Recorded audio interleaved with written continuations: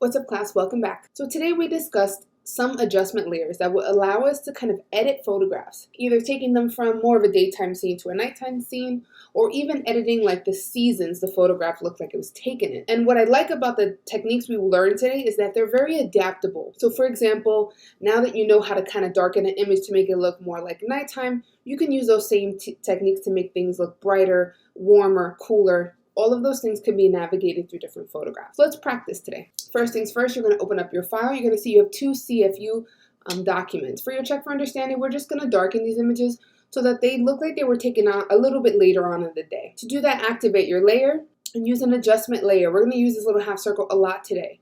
The first adjustment layer we're going to work with is called a color lookup. It gives us different color tables that allows us to edit almost like a filter over our picture. So to add a new one, hit the little down arrow one more time over here. You're going to see quite a few of them. In Photoshop, if you happen to be using it, I think there's one called Moonlight that's really great. There's not the equivalent in Photopea, so we're going to use the one called Photopea. And that will darken our image quite a bit and give this illusion that it was taken later on in the day. Now with adjustment layers, we know that everything underneath it will be affected. So we always want to right click on our adjustment layer and hit clipping mask, so that little arrow pops up, and that just means this effect only is affecting the layer right underneath it, which is exactly what we want. Another thing we can do is kind of tweak the lightness and darkness of this image. So with my layer adjustment selected, I'm going to go down to EFF, which stands for layer effect. I'm going to hit blending options. You'll see down here in the bottom, you have something called current layer and background. You can control the lightness and the darkness. Now, when you do this, you kind of want to break up these little arrow sliders so you have like a range. To do that, you have to hold down Option or Alt before you click down. So when I hold down Option or Alt, I'm able to move one arrow. If I don't, it moves both. Just keep that in mind. And this will just brighten my image a little. And I can also darken it if I feel like and control some of the lightness and the darkness. I think that little tweak makes a world of a difference, and I suggest you kind of tinker around with it yourself. I'm not going to give you a number to use, but play around with it until the photo looks a little bit more accurate to you. When you're happy, you press OK, and that's all you have to do for your check for understanding. You're going to repeat the same technique for the second image, then save this as a JPEG. When you're done with your check for understanding and you've given us a check-in, just hide that layer and move on to fall, my favorite season. Right, select this, open it up, and you're going to see you have two folders inside of fall. One that says settings, hide me, because when you're done, you're going to hide that. And then two images you're going to create this fall technique with. Now to make an image into fall, we're using a different type of adjustment layer. We're using one called the channel mixer, which we've never used before. So I'm going to zoom in so I can really see the numbers. And we're going to first work with the young lady in the garden here. We're going to activate our layer, add an adjustment layer, but this time we're going to hit channel mixer. Now I want to match these here. So I can see that the channel is red. And I'm just going to match up these numbers here. They're basically stripping the image of some colors while enhancing the image of others. There we go. Once I'm happy, I press OK. Now I'm going to hit PRO so this disappears. The problem with this is, one, it's affecting everything on my layer. So I'm going to right click, hit clipping mask.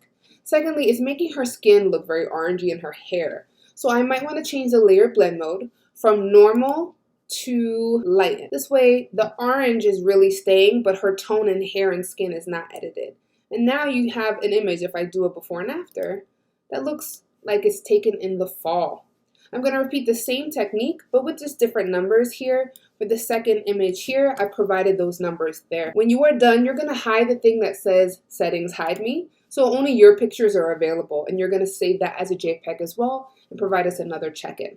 And you're going to see the channel mixer really influences the color and tonality of your image. When you're done with fall, you're going to move on to spring. And spring is a little different because we're going to use an adjustment layer we've used before, which is selective color. We talked about how selective color allows us to focus on specific areas of color in a document and kind of tweak the values. So same idea in this one, except a different adjustment layer. We're going to start off with the first one here. And we're going to activate our layer. This time we're adding a selective color adjustment. If you're not sure which one it is, it kind of says it right up here in white. And we're going to match this. So the color says neutral. And then I'm going to match these numbers here. You're going to see it tweaks the tone of this image quite a bit. When I'm done with something, I'm going to hit PRO so it disappears. Now, obviously, this looks kind of intense. But for this first one, you're going to change the blend mode as well. This one will do really well with screen. because it'll keep some of that pretty pink without taking so much of that darkness. And if you look, if I do a before and after, I have this really pretty effect. Now it's affecting everything, so again, I have to make a clipping mask. It's a lot of the same things over and over. Now the one thing I'll keep in mind for the second image for spring is that there are two colors you have to tinker around with.